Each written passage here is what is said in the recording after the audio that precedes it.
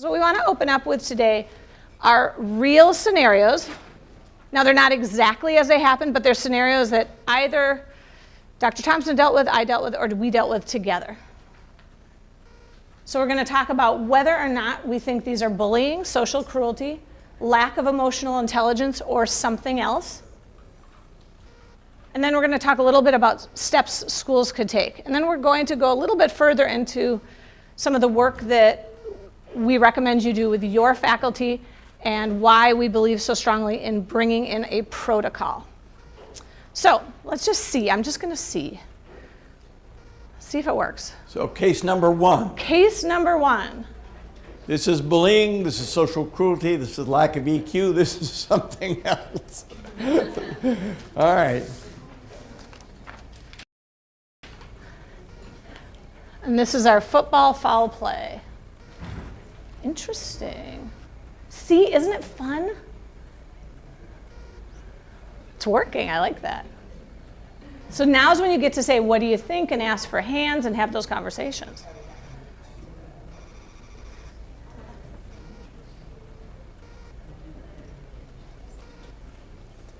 So this is very interesting. Now we know what the majority thinks. My question is this. This is a lack of EQ on whose part? Please, the parents' part. And the kids are doing fine. And two parents, actually. It's a collision of the mother who... Greg's mom and Peter's father. Right. Greg's mom and Peter's father. Exactly. And that brings us to... So there's nobody who ended up saying this is bullying or this is social cruelty. It's a playground accident. This is a playground accident. But with a parent body that is extraordinarily vigilant to the possibility of bullying, and underlying that, the possibility of trauma to their child, which William Damon says this generation of parents is all about protecting their children from trauma. What is an accident, an inevitable accident, and every man in the room knows that because it's impossible to get through boyhood without ending up on the ground like this in pain, but not necessarily, or in fact, extremely rarely, a result of bullying. So what in here, for someone who said this is a lack of emotional intelligence, you saw that right away, what jumped out at you that made you think that's what this is? Was there a specific line or bit of information that...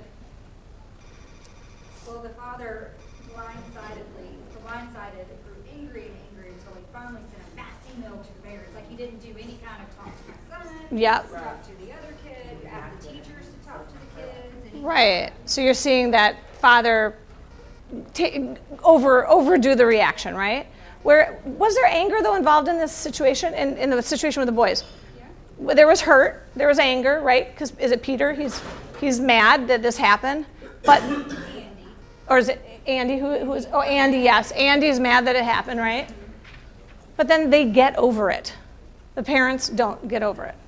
Well, it's also Greg's mom who trusted the words out of a teenager to come out as the absolute truth and or built the story in her mind. Right.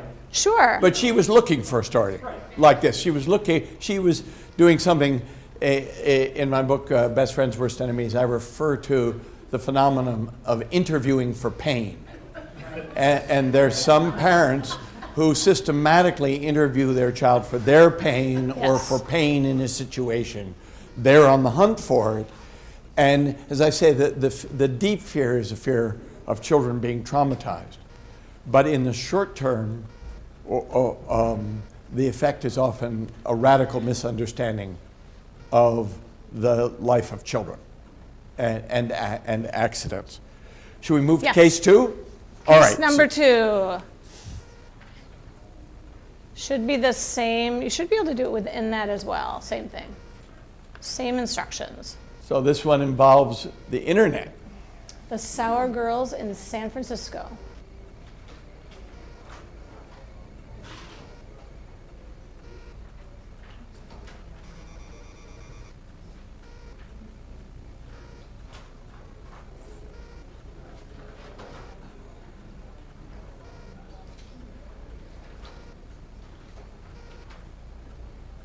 Why does it do this, Stacy? What's happening? Why is here? it toggling? Yeah. Because different people are entering in and then it rebalances. Oh, I got it. So you can start at any point. Okay.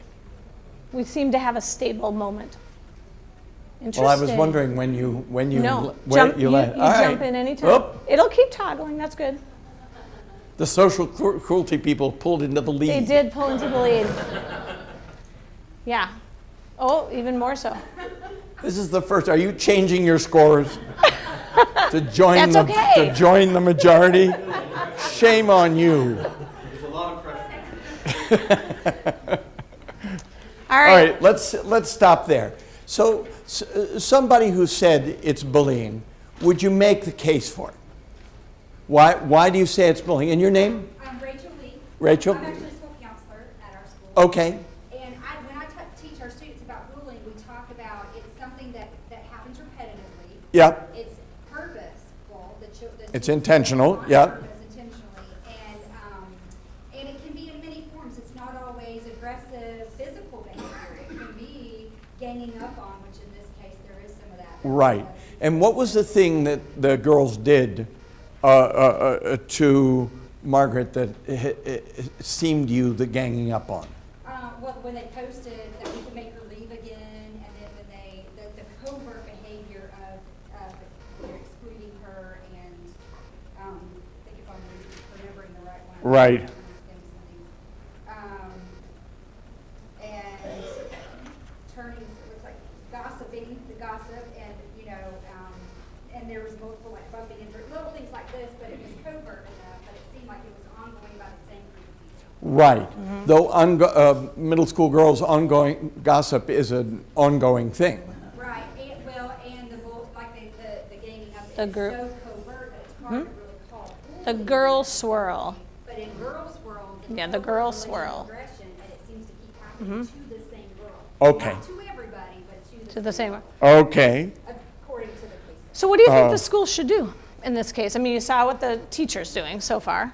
What else needs to be done here?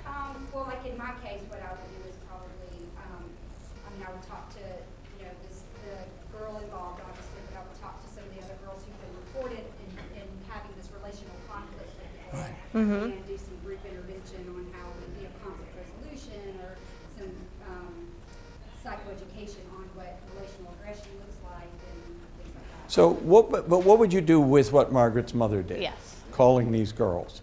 Oh, yeah.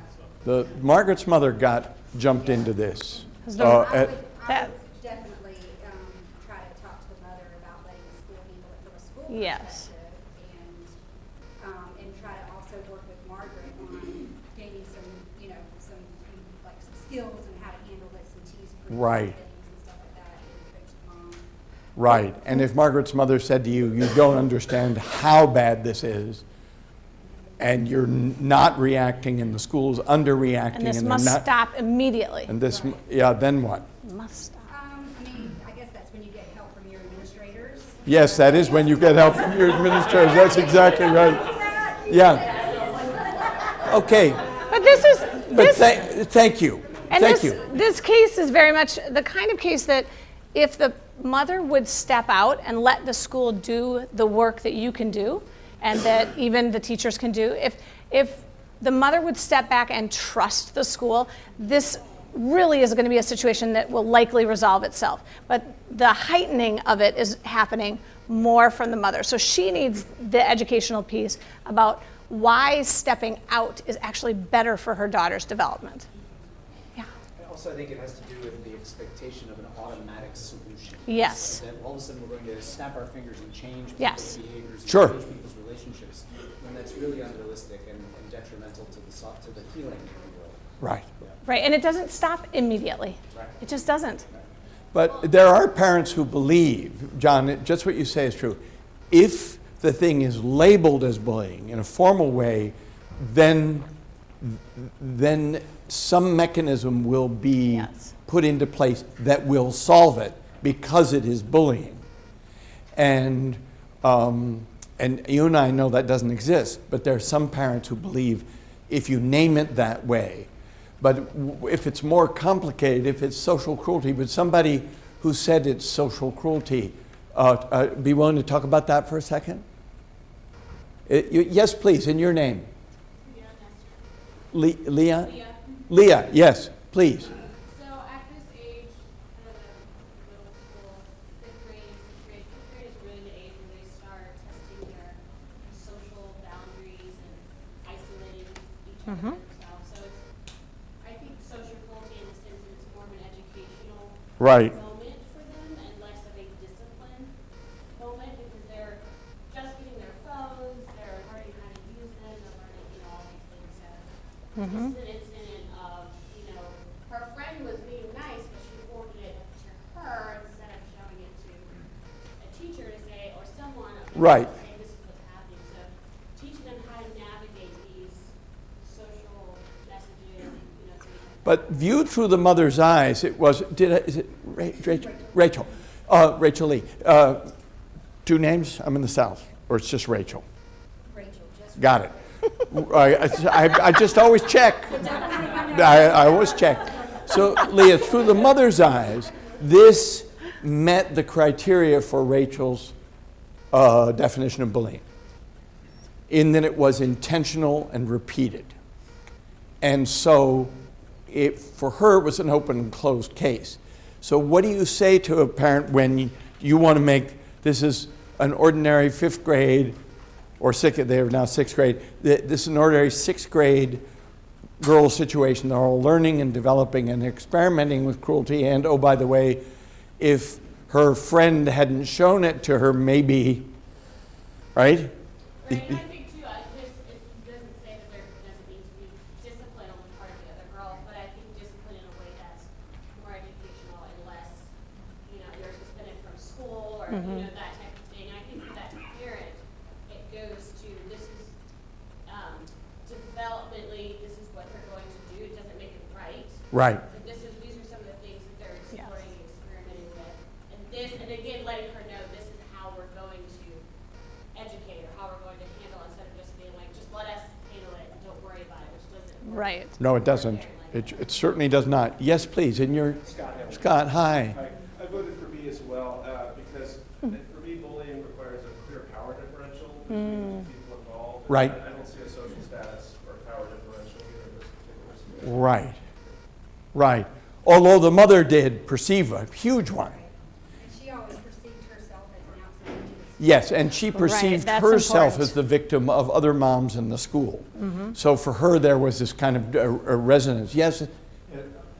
Thank you, George. For me, the challenging thing, we had a situation like this earlier this year that had been festering and not reported for 5 years. Wow. And then all of a sudden it comes out and Yes. solved right away. There's so many things that are difficult. First off, the parents are dealing with this before the kid ever reports to school. So there's not a chance for the school to deal with it because it's before she returns back at school that this That's right. takes place. It blew up that summer. Right. And then on top of that, you have a situation where the girl or Margaret's coming home crying, but what she knows is she believes that they're gossiping about her, continuing to Right. believes that she's bullied. And so if you're the parent of the kid who's coming home crying, you're going to believe that. But as a school, course. you can't just automatically assume that yes, of course, these things happen. Right. Right. And so it's a very difficult situation. When your child is hurting, you're hurting, right? So we have to, I think this is, again, in both of these cases so far, there's a lot of parent education going on here. And I think it can be both. It can fit the definition of bullying for a school, but also, as you said, have that, we're going to do this more educationally, less punitively, but there will be accountability. Things need to change. And this may be an opportunity for education for several parents, or even for the whole grade at some point. You'd have to decide if that would escalate it or not. Because as you pointed out, Leah, really nicely, that this is the age when kids are trying on. They're trying on being mean. They're trying on, some cyber stalking and such. So it's not fun, but it's our role to help them get past that, educate themselves past that.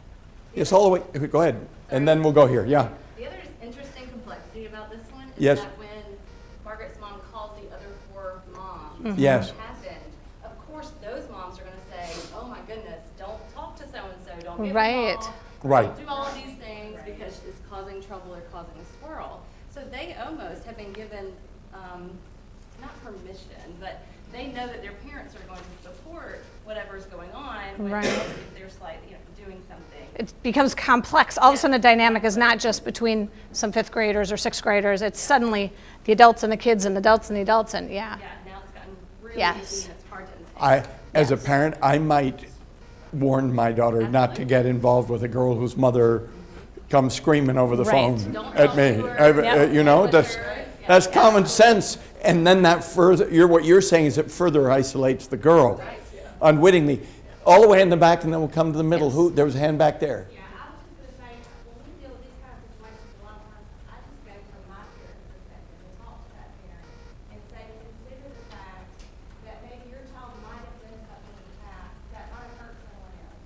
And they're young and immature and they're trying to learn how to Right. deal with all these social conflicts in life. And it may not be intentional so much as it is you're part of the group of girls that you just join in and you don't realize it. And Right.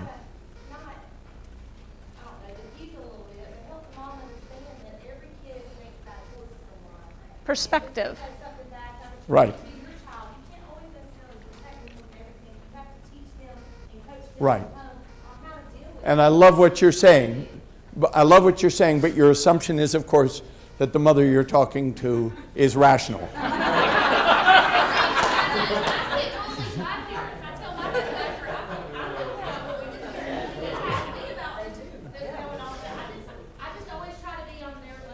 Oh, absolutely. It's absolutely where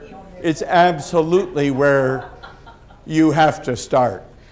So another point to this that was intentionally put in here is what happened to the mother recently in her own life? She just kind of got, she got a little kick in the gut, right?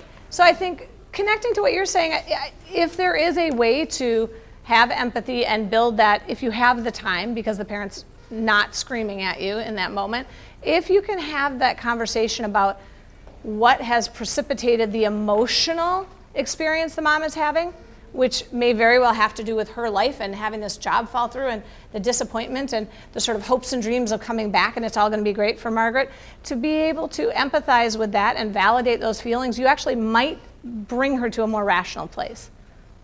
Please, in the back. You're not as confident of that. You're going to talk a little bit about parents who are pot stirrers. We'll get to that. Parents who are, Pot stirs. oh, yes. Case number Yes, 4. thank you. Right. Yes. All those parents.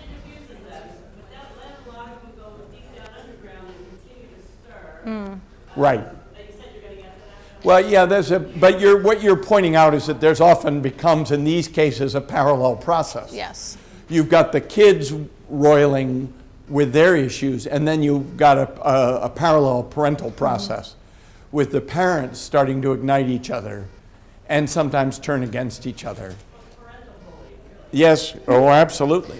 We will get... We had a person. Please. Yes, one more time. Yes. I'm not seeing the hand.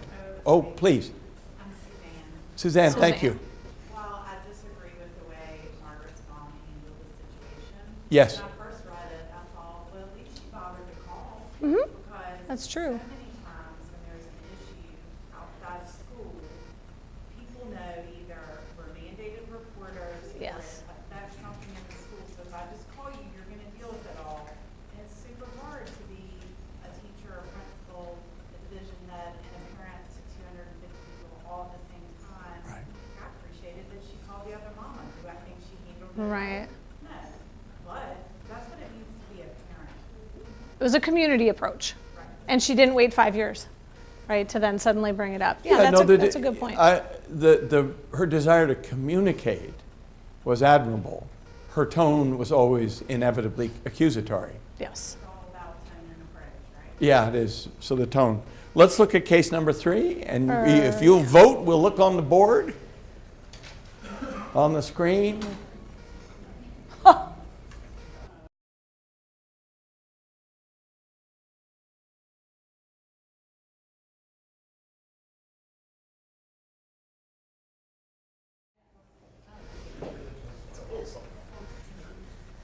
All right.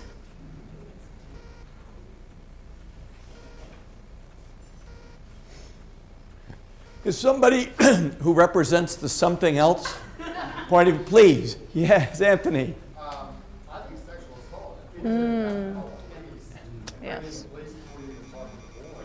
Yes. About it, and your hands are completely out of the situation. Yes. And this is easy. You're bullying about sexual assault. All right. How many people read it as sexual assault? Not a majority. Please, yes. Yes, thank Yeah. you. I think the sexual nature of the behavior in the locker room elevates it to something much, Yes. something that may require external, Right. official, governmental, Right. legal intervention. And I think we're on the cusp of a change. This is, in fact, my case, and it was handled with an immediate expulsion and, notification of the parents and expulsion and a mandatory treatment for the boy. It was medicalized. Not legalized. But I think it was some years ago, and I think I would legalize it now because of the school's liability. Things have changed. We are no longer trusted as schools to handle sexual assault, and that's probably right. Okay? But this was, from my casebook, more than a decade ago. And Situation in Georgia, you had this situation happen, and you didn't report it within 24 hours. You privately would be criminal negligence. yes, And then your insurance wouldn't, you Right. wouldn't want to cover you for it.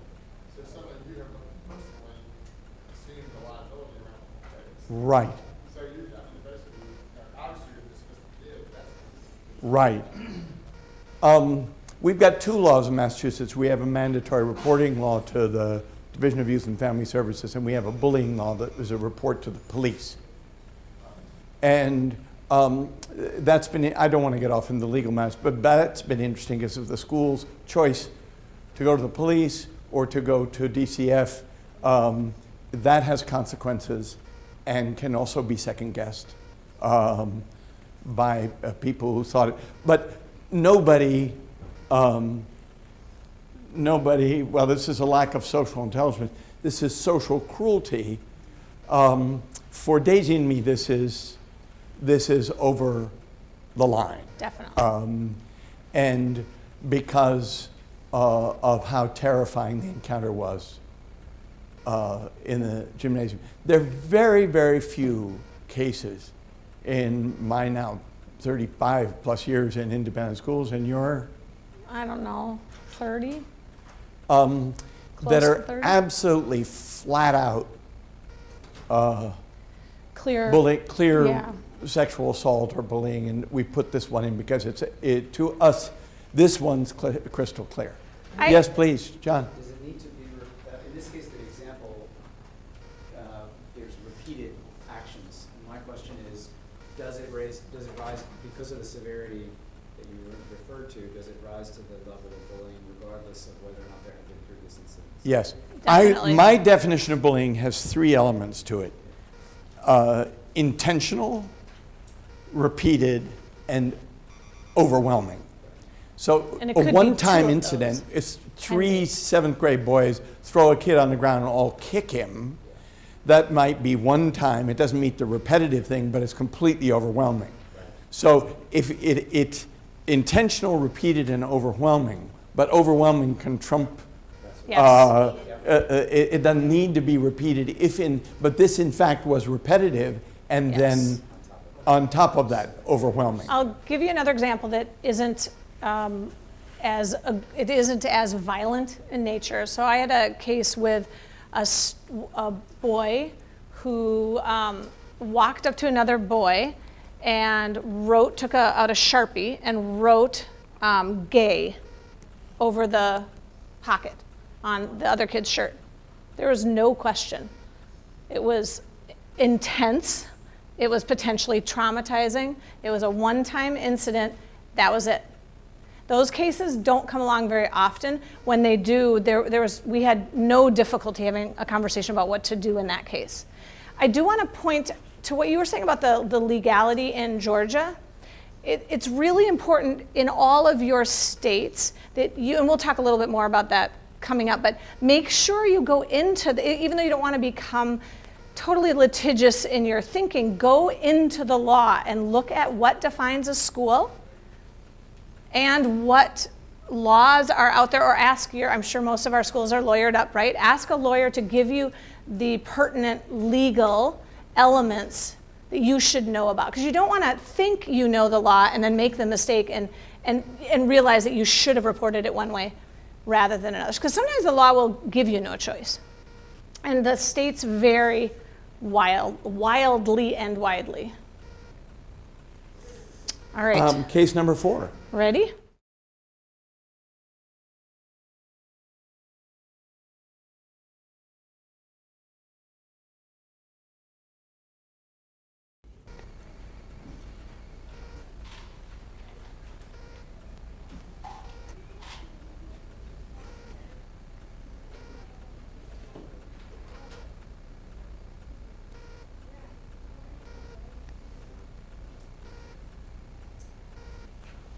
Interesting. Do you like what I titled it? You haven't seen the title for this one. The Sidelines Superstar. Yes. Doesn't that fit? Superstar. So this is where you introduced me to the phrase gateway bullying behaviors. Yeah. Because you interviewed the kids. Right. And you told me they'd admitted to gateway bullying behaviors. Right. Interesting, because as Nico began to wear them down, of course, they had been provoked over time. Yes. By by who he was and his approach to the class. But everybody, there's obviously a high consensus that this was his EQ, right? Nobody thinks somebody else has Nico's mom. What's going on? Yeah. Yeah, Nico's mom. This was definitely a dual track case. Well, this is one where the teacher was under assault. Yes. And Daisy interposed herself, representing essentially as the psychologist in school, she interposed herself between the mother and the teacher to protect. And then the mother went after Daisy, and then I was brought on to protect Daisy, and the mother attacked me in public in front of 90 people. Way. You were just brought in window dressing, she said in front of 200 people. I know what this scheme is about. So it was a bonding. It was a bonding experience for all. Yeah. So here's Nico, and you don't think this is bullying, and of course the mother did see it through the lens of bullying. This to me is a very classic case, but really, really tough, because it involves the parent seeing how socially ill-equipped their own child is, which may involve some insight into themselves, which they're not prepared to make. And it is, and the ferocity of the denial, then it becomes a very intense clinical matter, because you're trying to communicate something based on the school's experience of the child, and a child who incidentally could be worked with. Mm-hmm. In fact, what's interesting about this case, Nico is a provocative victim. So, and he was brilliant at it. And so in the initial, before his mother had turned on me, we were able to really work together. And he and I actually did some very classic, what's your goal? How is this behavior on the 4-square court moving you towards your goal or away from your goal? Very, basic self-regulation skills, helping him to identify how he wanted to be in his community. He was new to the school. That would have gone fine.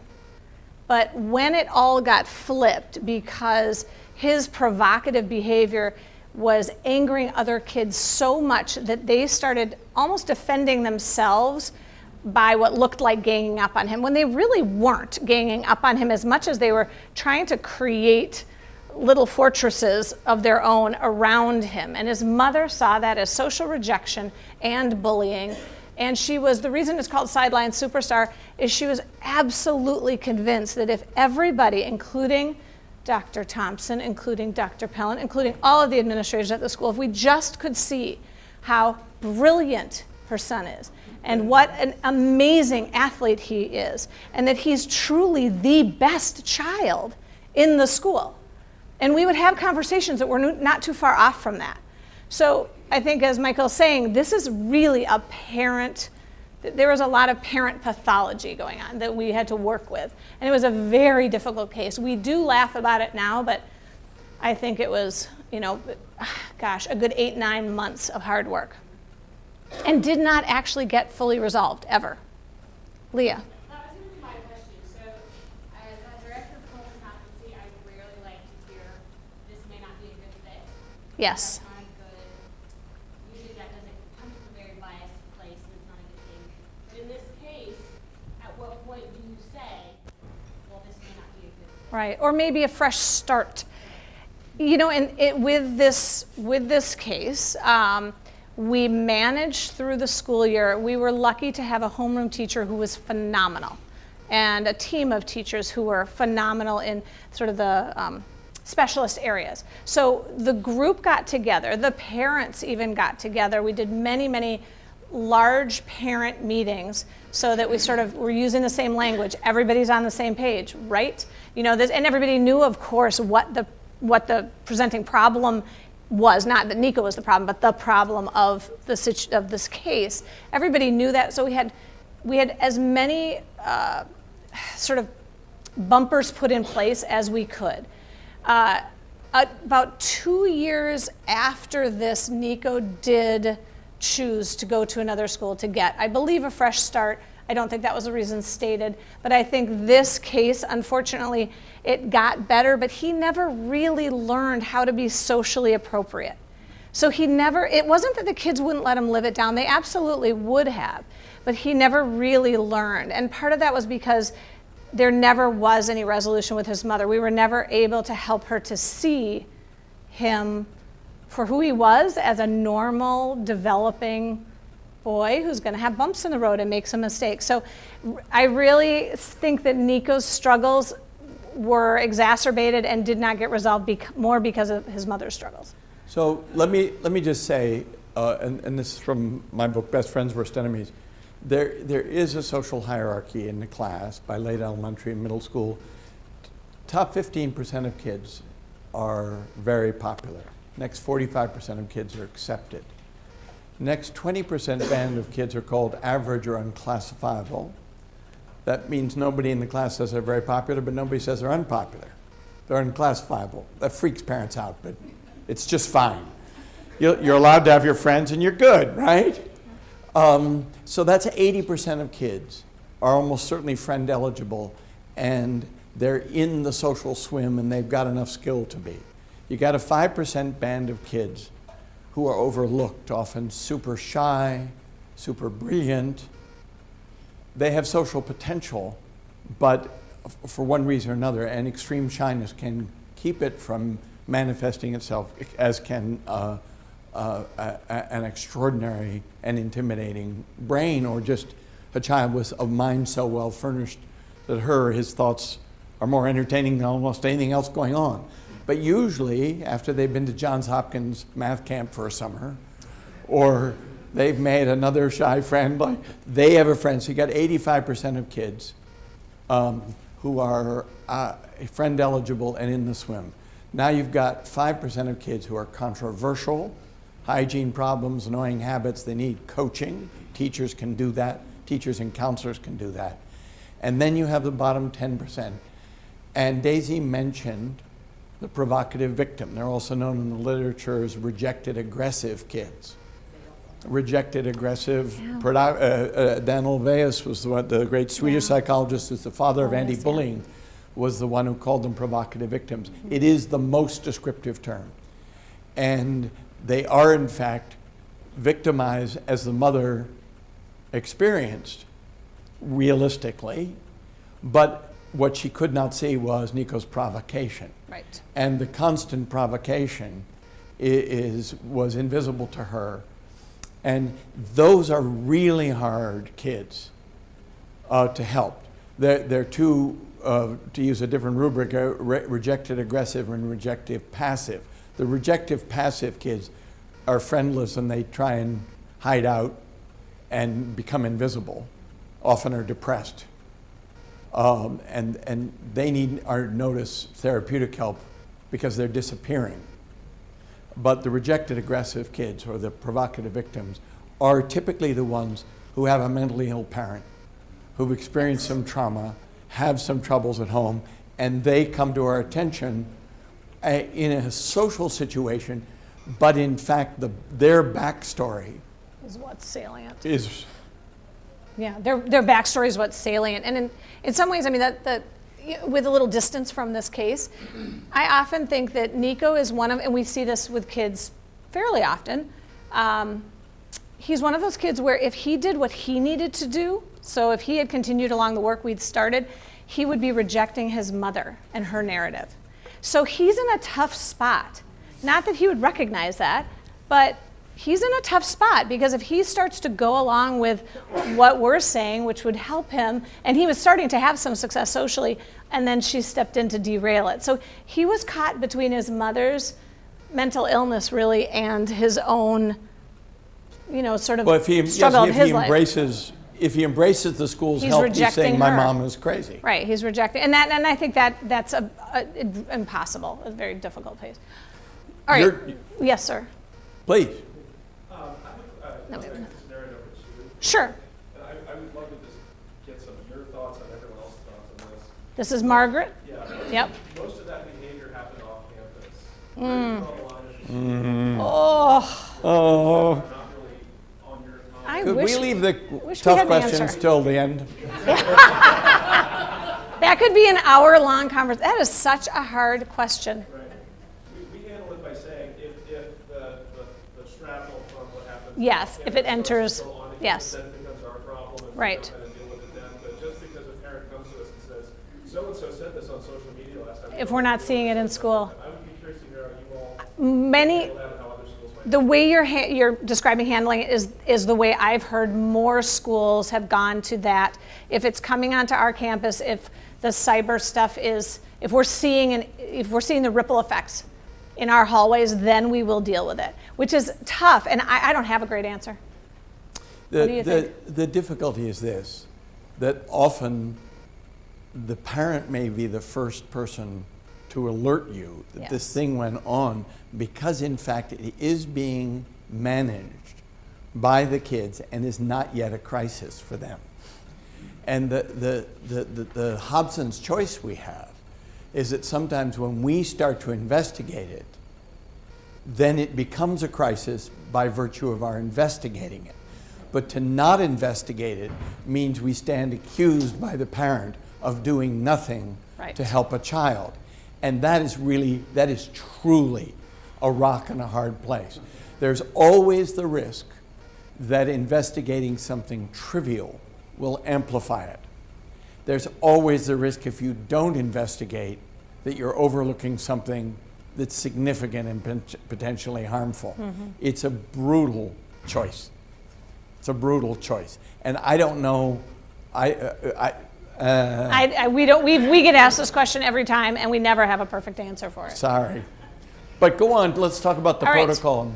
Yeah, let's go on here. I'm gonna have to exit for a second here. Sure. Yes.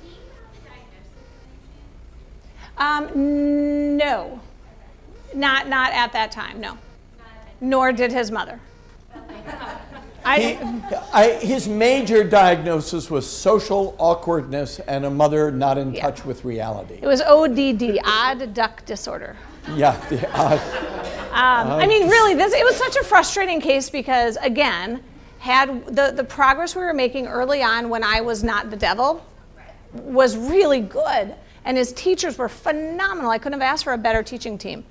And the other kids were actually wonderful. In fact, early on, other parents got together and said, we want to help. Like, they didn't say, hey, get your kid in line. They said, we want to help. What can we do? And met with the mother. We had a parent meeting. Such an interesting case, but yeah, it really, the mother's pathology was the issue. That was probably the simplest takeaway. We were in a similar situation a year ago at our school where we felt like we couldn't win. And we kind of took a strategy of basically mediation with kids, trying to help the kids mediate the situation, and appeasement with the parents. But the parents were never going to be rational. Right. Whatever we did when we were trying to work with our attorneys to at least protect the school, so we couldn't be held to say we didn't do anything. Right. But the reality is we knew at the end of the day, there's no way we could get compensation except for eventually the students just went out of school. This is, And it gets litigious pretty quickly. but the problem I think you're referring to is when you have serious mental illness in the parents for which there is no good prognosis. And at a certain point, other than asking the parents to leave the school, which could lead to a litigious response on their part, there has to be somebody, and this tends to be at the highest administrative level, who says, you know, Mr. and Mrs. Smith, we see this case differently than you do. And we have heard you and heard you and heard you. And our teachers have been attacked by you. And some of our kids have been attacked by you. And we now have to proceed on a negotiated basis of mistrust and different perspective if your son or daughter is going to stay at the school. Because you can no longer batter us to see it exactly your way. You can no longer batter our teachers if you want your child in the school. But we do understand that you think we're wrong and we're not seeing what you want us to see, and that it's on that basis we will move forward. This is an uncomfortable thing, but sometimes with mentally ill people, it is possible actually, because they know that that conversation is the penultimate conversation before you ask them to take their child out. It's an elaborate, we'll agree to disagree, and that is where we did arrive with the family. I mean, there was a father who got involved as well. So it was an elaborate, we agree to disagree, and then a couple of years later, I think the choice was made, I believe, by the family, that it wasn't going to be the right fit. But Leah, for some families, there is no good fit. True. So when you say this school isn't a good fit, there's always something a little disingenuous about that, you know, because I don't mind the term, I just think that sometimes people who use it, I'm afraid of their biases or what's causing them to say. Sure. Yep. It's not necessarily. Or it's not a good fit because I don't actually want to do the hard work to make this. Yeah. So no, I mean, I think that's. This was this was a once in a career kind of case, I have to say. I hope. Yeah, but it is nice to see those times where it's like, this is not, Yeah. Right. it's taking too much time and energy and people Right. And wearing down. and that is some of the conversation. You will no longer be able to continue. We hear you. We hear you're not happy. This will, we're going to move forward. Did you have? Just really quickly, Sure. I was just going to say is that it seems like seems like when I'm with a lot of teachers, that often we go towards focusing on a parent like this, and maybe not to that extent, right? Mm-hmm. And so we maybe not stop, but we scapegoat, if you will, and rather than focus, and I didn't hear you say that. Right. I'm saying I heard you say that we worked and we were making progress with the child, but that's where I guess I try to redirect the energy, Yes. right? Because the energy is, I mean, we do have the child 8 hours a day. Right. That's not nothing. And we really are all on the same team. Right. We And really so- all want this child to be And- successful. And especially with the age of the child, it just seems like that's when they'll start to separate naturally from the parent, unless there's a reason not to, unless there's a reason why the parent is just really enabling, and that enabling is feeling good for the child. But typically, that's going to happen anyway. So you kind of you kind of use that, if you will, to leverage. You use that as leverage, and as you say, the social norms, the teachers care for the child, the other students' influence on the child can do a lot. And in most cases, you do get to a rational place. So we want to share with you a few quotes that have not been doctored other than to only be using Michael and my children's names. Instead of the actual names. Instead of the actual names.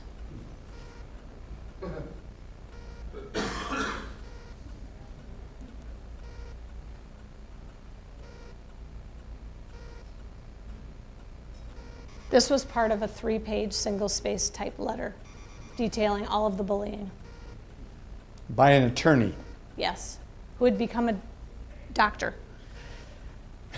Yeah, he pulled out his old. The attorney was acting as the family's attorney? No, sorry. The father, who was a doctor, had been an attorney before and wrote a 3 or 4-page single-space document. It's quite a document. It's quite a document, listing all of the ways in which the daughter. It was an up-down 4th grade friendship. Yeah. He had heard only his daughter's hard days. And he had no evidence. She wasn't bringing home data of the up part of the up-down 4th grade friendship. But here's where the big picture is really important. So I knew that in the upper school, the older sister was struggling with some other things. And so there's a lot going on for this family. So I knew this was a family that was really stressed.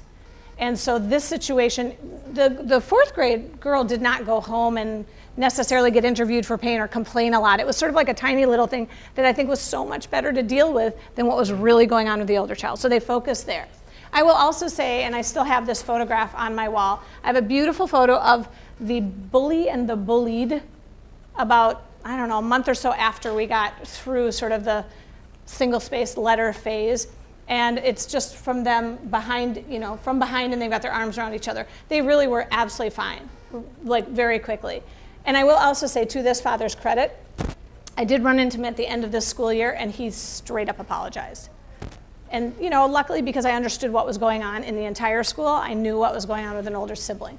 But again, it's hard to respond to that in the heat when you don't have all of the details.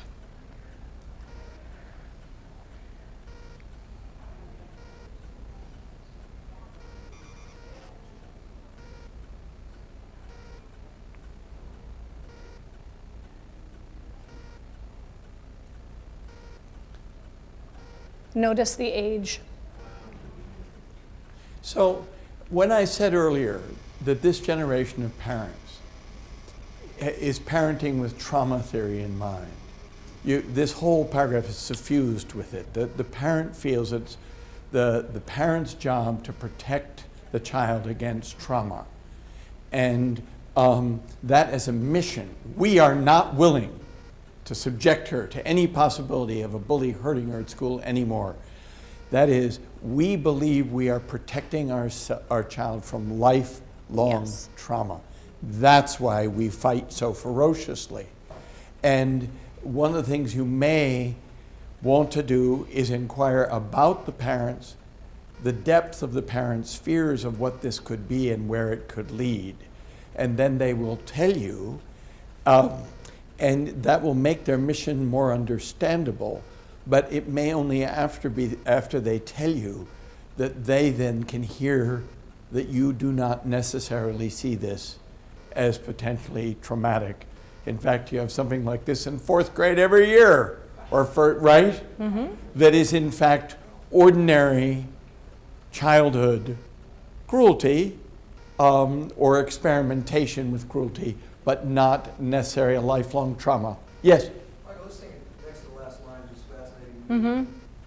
Don't we all essentially use one another to learn our life lessons? I mean, is there any way to point that out? So I have as long as you don't use my child, that's all I'm saying. Well, okay, does anybody in this room use the James Nottingham's Learning Pit?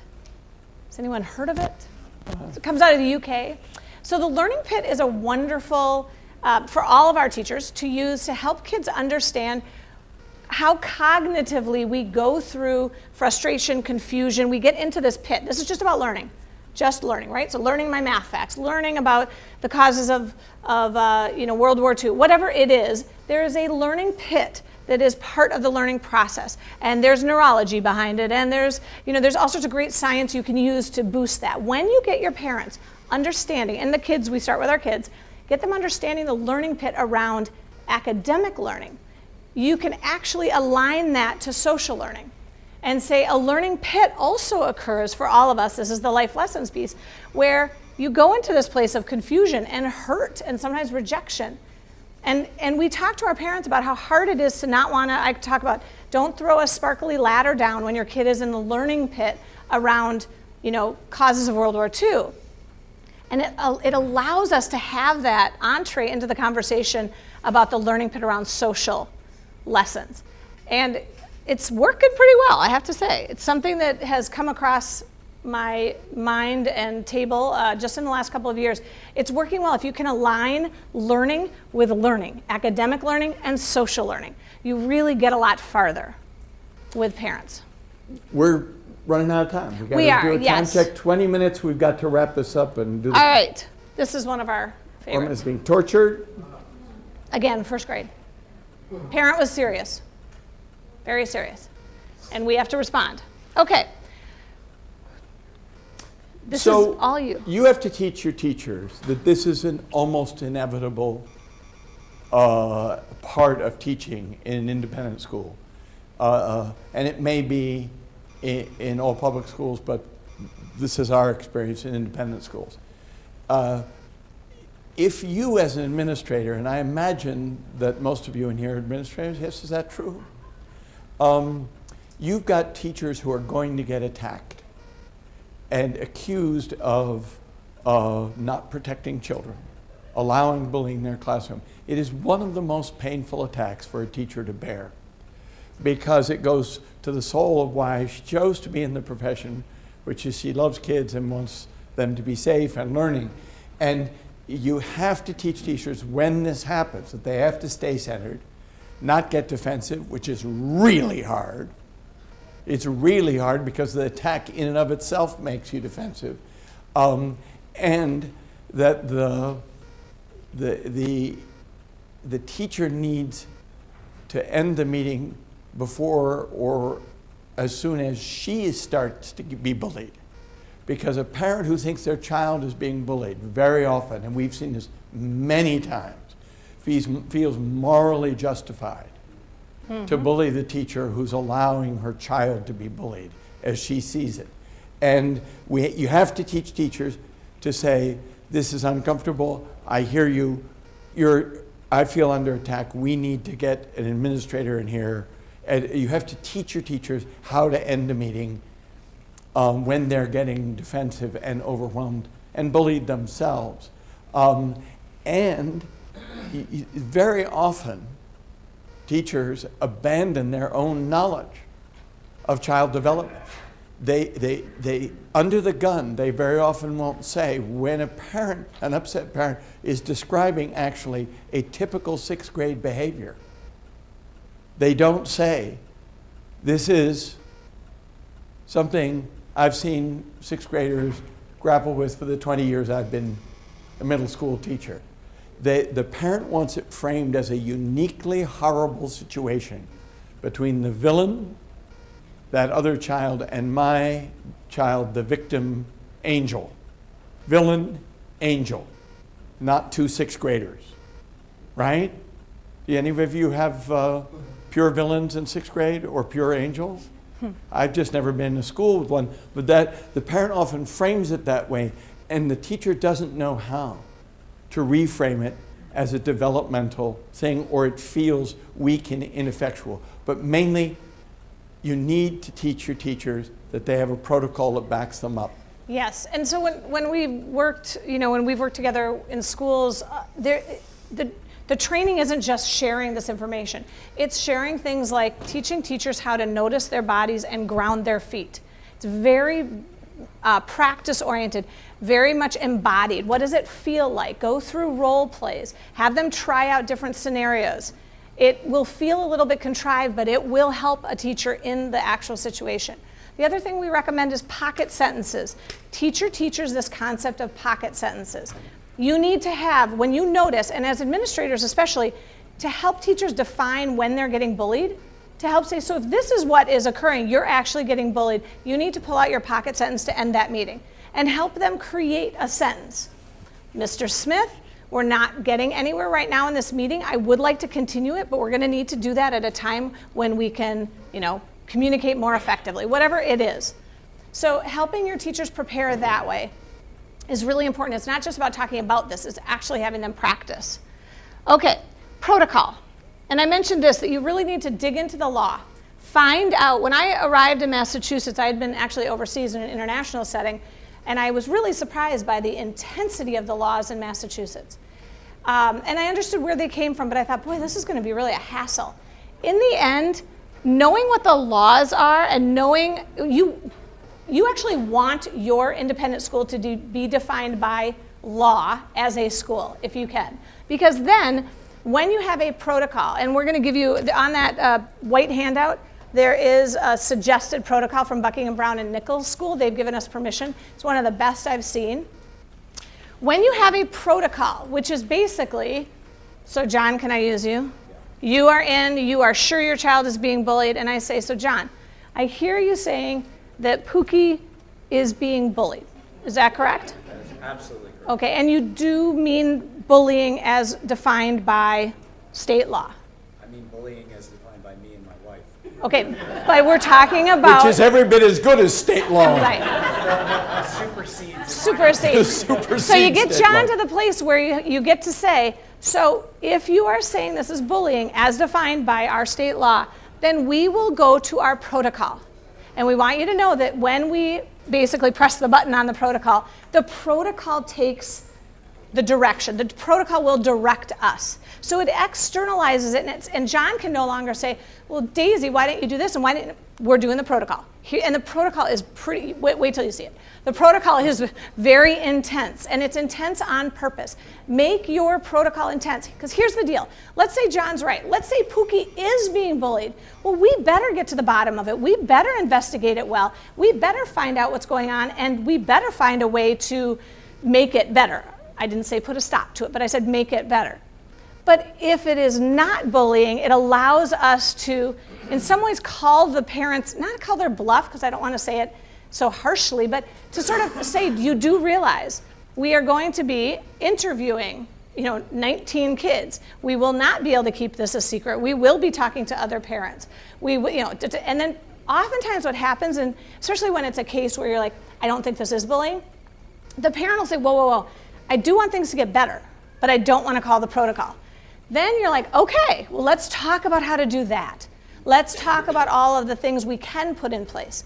So I've had to call the Massachusetts, the BB&N, I was at BB&N for years, and I had to call the BB&N protocol multiple times. Not one time did we, at the end, you have a report, it's very official, it blows your time up for a good couple of weeks, I warn you, but it's well worth it. And at the end, you sit down with a very official meeting, and we never once found any of those cases that we called to be bullying. Now, here's the other thing about the protocol that I want to say. You get to call the protocol if you think it's bullying. So that's the other messaging to the parents. This protocol is in place for what we all want, to avoid cases of bullying going unreported, unseen, and having tragedy like we saw in Massachusetts. So if we believe that Pookie's being bullied and John comes in and says, oh, no, this is just social cruelty. If we believe that, we call the protocol. So we let parents know that up front. So this protocol has this wonderful status as externalizing a process and making the process very intense, turning over every rock. And by the end of a protocol, whether it comes out as bullying or not, you really do feel as a school that you have done your due diligence. So another value of the protocol is to go back to case number 2 with Margaret. Margaret's mother was going online and getting every discussion group about bullying, and and she was attacking the school repeatedly, saying, you are not handling it correctly. You are not, the right way to handle it, I know because I saw it on the internet.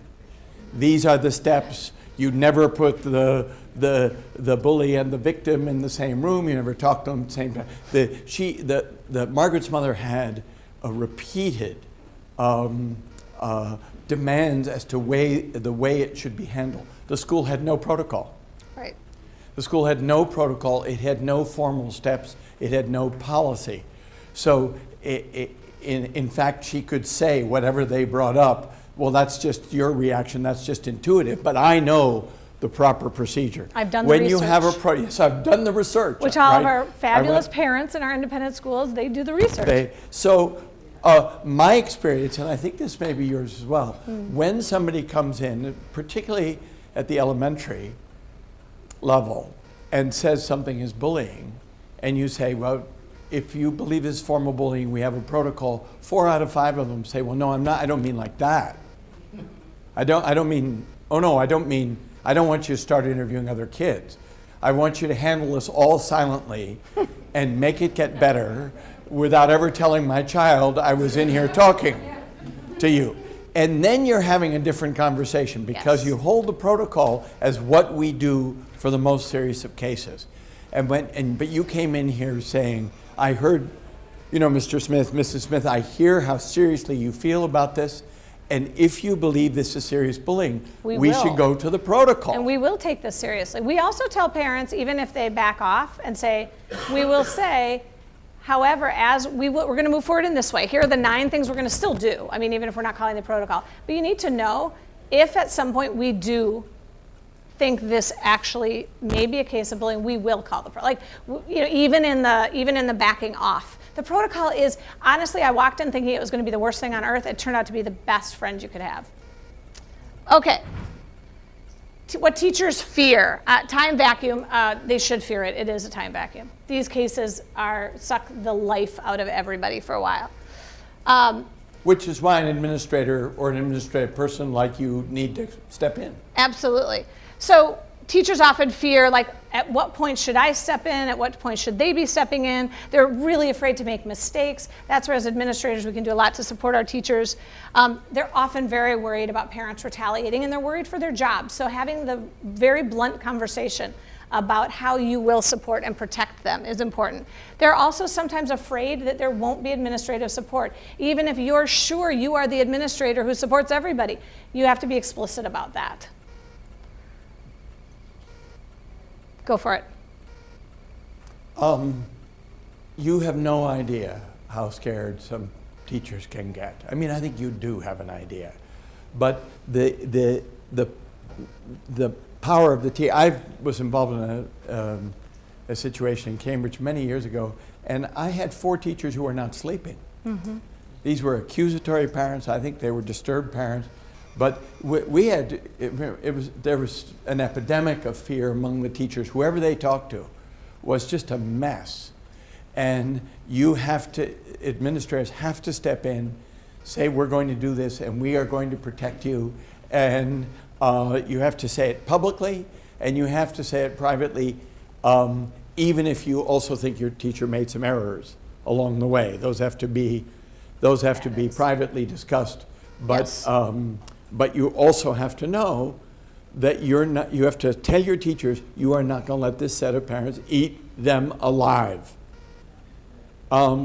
Because you can have teachers who are traumatized by these parents. Mm-hmm. I've had teachers start talking about a parent who went after them 6 years earlier and the teacher starts to cry and shake. So I know that it's, they're still having flashbacks. And oftentimes, the intervening at the right time. What does that mean? So what that means, well, what it means is that sometimes as an administrator, especially if you have a teacher who might be nervous about handling this, maybe less experienced, whatever the case is, you might want to jump in a little sooner than you need to. So the recommendation is support your teacher very privately. Say to this teacher, I am here for you. I will, after every, let's practice this conversation you're going to have. Let's get those pocket sentences. So for you to help support the teacher to work through this before you step in, again, this is case by case, might be really important because once you step in, it does become a bigger deal as an administrator. And if you do have to get to the place that you adopt the parent, that's when you're saying to the teacher, guess what, you're off the case because this parent is being really tough on you and I need to protect you. So that's the other end of the spectrum. The intervening at the right time is so that you provide that teacher, again, that's their learning pit, right? Provide them with that opportunity to get the support they need to try to manage the situation while it's still manageable. Know when it stops being manageable. Get in there side by side with them, and if necessary, get them out of there and you adopt that parent. And you get your support. Again, if you're not a head of school, get your support from a head of school. If you're a head of school, get your support from the board. Remember who over your head that parent's going to go to and loop everybody in. Yes? Maybe it's just my experience, but I feel that more and more, and I'm glad for this They leapfrog. That's the first line. Yeah. It's not their first line of Right. attack anymore or approach. It tends to go to dean of students or to division heads Right. or head of school. And if a parent comes to me as an administrator, I always ask, so when you spoke to the teacher about this, how did that conversation go? Because I don't want them leapfrogging the teachers. I want them to first keep this de-escalated. So I think you're right, they will often leapfrog. I get them to go back, and then I might have to adopt them later anyway. Okay. So it's just sort of I only get them balancing to it. go back if I don't think the parent's crazy. Yes, if you don't. It would be helpful. Right. It would be helpful for them to go, but they tend to. not. Right, and I think your point is really good. If you have a sense that this is one of the, if, like Nico's mom, I would not send Nico's mom back. Do you think there's a shift in the landscape where parents are more and more just immediately leapfrog? I mean, it seems Yes. to me like they're not even like competition with the teacher, forget it. Right. It's not going to be the person. who gets it. Teachers have been disempowered I quite a think bit. So. This is not like it's not. the But problem. all of it is justified by the parents' extremely high level of anxiety, Yes. which gives them a sense of urgency, which blows through the usual civil, working up through, because they are, the sense of emergency comes from Yes. the intensity of their anxiety. This is something Rob Evans and I are going to talk about tomorrow, is plugging the his high next talk. high level of anxiety. But that's often how the parent defines an emergency. Not on the facts of it, but how anxious they feel as a Right. result of those facts. And so then they declare it. They declare it an emergency. And it feels like, I mean, this is the other thing. As much as, we can grumble about these parents who blow our schools up for a few weeks, they really feel it. They feel it because, and it's interesting to sort of get to your question. In talking with a lot of parents now, when they describe their own childhoods, they speak their perception, their narrative. They speak about, my parents were off out doing stuff and hanging out with their friends, and we were kind of left to our own devices. I've heard that sort of as a trend among many parents today. When they talk about their own childhood, they don't remember their parents being that involved. And this is just anecdotal, but I think some of this heightened, like, I am going to protect my kid, is that they remember their own social learning pits. And they remember how painful it was. And they might have gone home and their mother said, well, what did you do? Right? Very different kind of response. And so they're like, well, when they have a child, they're like, well, heck, if I'm going to ever let my kid deal with that pain I recall. What they're forgetting about is what they learned from it. What they're forgetting about is the strength they carry today comes from the fact that they found their way through that.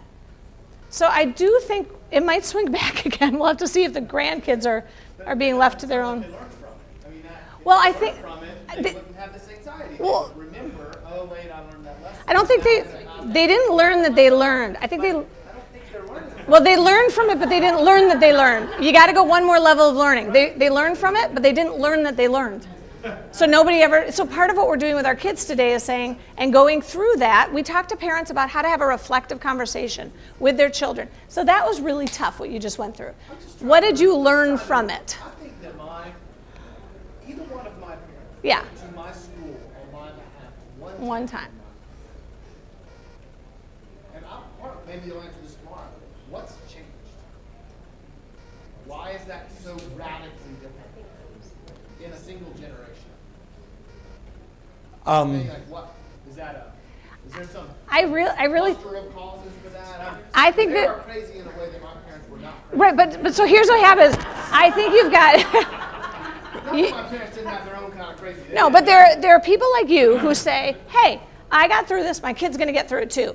And you have other parents, and these are the ones I'm speaking of, who will talk about how they remember all those. They're like, just by the grace of God, we didn't all die. Like, it was really, they remember the tough times, and they remember their parents not getting involved, so they vow to make sure to protect their children. So I think they're two different, the same sort of parenting. This is the protecting the child, advocating. So I was talking to a camp director last week, and we were talking about difficult camp parents.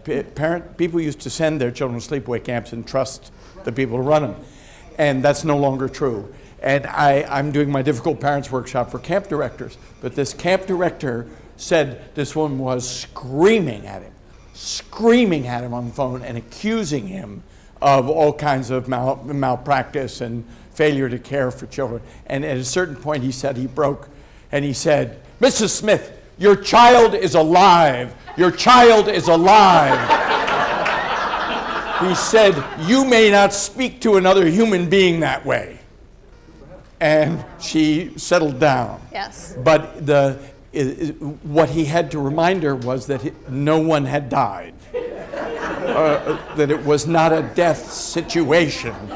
And that's what came out of his mouth when he snapped But from... parents are worried about that. Like, parents are worried that their children will be traumatized. So again, while we see these cases and we're like, oh my goodness, where's the easy button on them? We have to still remain empathetic toward these parents and their real struggles and drill down into what they're dealing with, and then you often will get them to a rational place. Not always, but often. Okay, back in the back there, yeah. Do you all have any stories, or do you recommend using these kind of case examples with your parent population to educate them about what bullying is and how the school can use a protocol to do that? I haven't used these cases. I'll tell you what I'd be nervous about is planting seeds. Yeah. We definitely do it's really tough. I know that, like, do you have the meeting or not?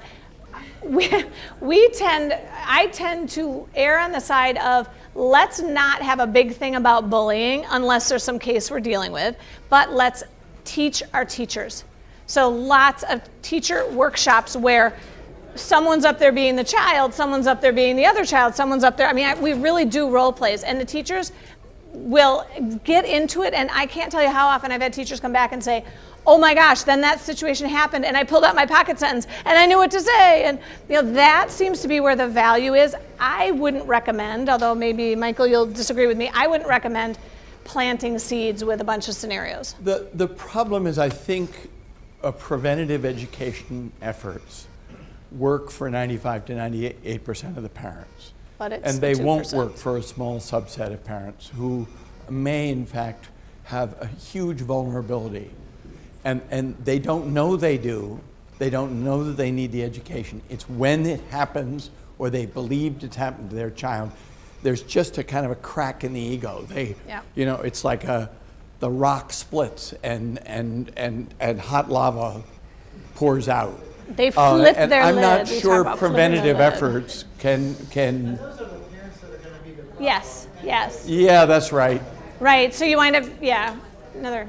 So you talked about after the case is over. Yes. They say no protocol, or you do the protocol. It's not bullying. And you Yes. hear the 9 things it will do. Yep. What are a handful of the most effective things you do?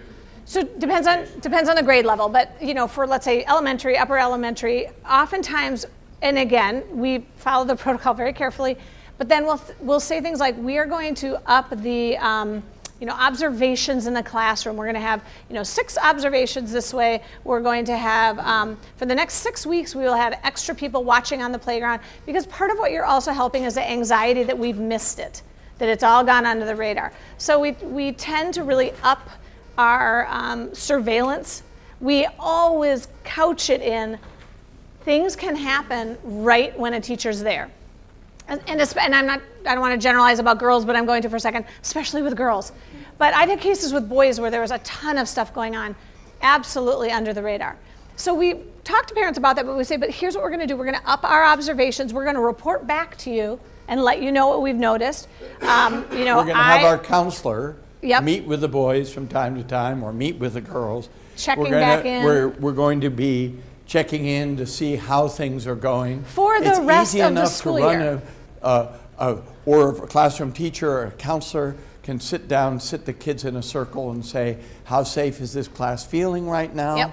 1 to 10, 10 everybody feels perfectly safe, 1 radically unsafe. Let's just go around and find out what's making you feel unsafe.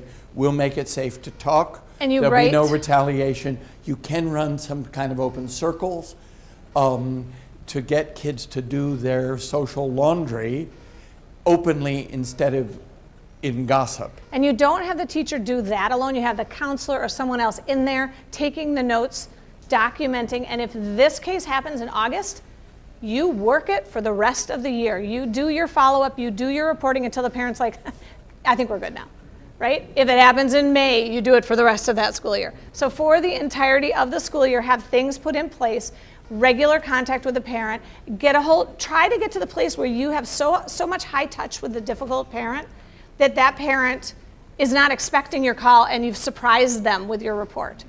Okay, this is time consuming, but I'll tell you what's gonna happen. You work with one parent successfully on this, you get through one of these really hairy cases, and I'm not speaking about Nico, I'm just speaking about some of the other cases that are, that are workable, that you get there. That parent becomes your greatest ally. And they will talk to other parents about how well the school addresses this. And pretty soon you get that beautiful culture, not always, but you can get toward that beautiful culture of new parent comes in and says, yeah, this school handles this stuff really well. Like it happens, like social cruelty happens, but here's how they deal with it. And that will lessen the anxiety of the whole group. The flip side is the fomenting parents who say this is a school that does not do anything. Then that makes it worse. So it is well worth the time to do these well. We're done. We are all done.